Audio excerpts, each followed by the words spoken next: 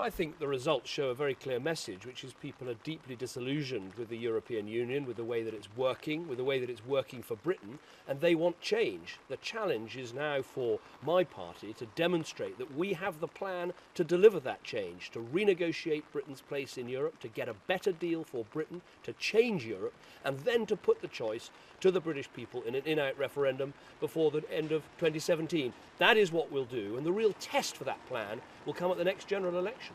There are people saying, though, that people voting for UKIP aren't necessarily just interested in Europe, and that this is a kicking of the major parties, and that perhaps you're completely out of touch on the issues that people really care about.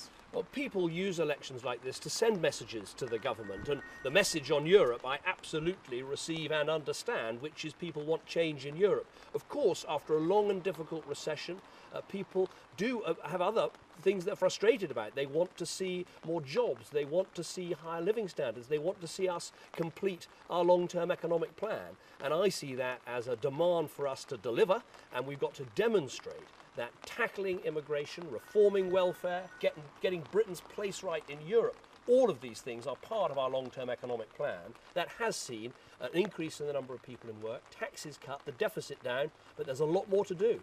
How do you feel about UKIP now? I know that you're sticking to the line that really a vote next year is just for a Conservative government, but realistically, isn't a pact a good idea?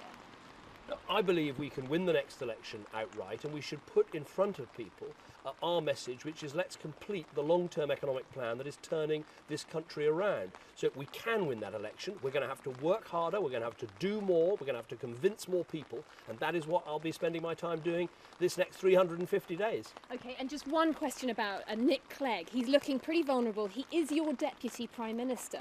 Where does this all leave the coalition, especially if he goes?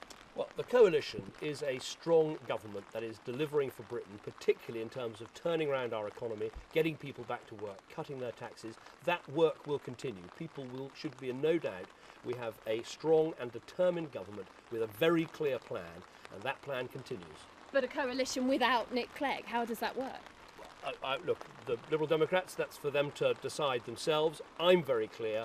We have a strong coalition government that is effectively changing our country, putting people back to work, cutting people's taxes, getting the deficit down. We have a very clear plan, and my job as Prime Minister is to stick to and deliver that plan, and that's what I'm going to be working flat out doing over the next 350 days.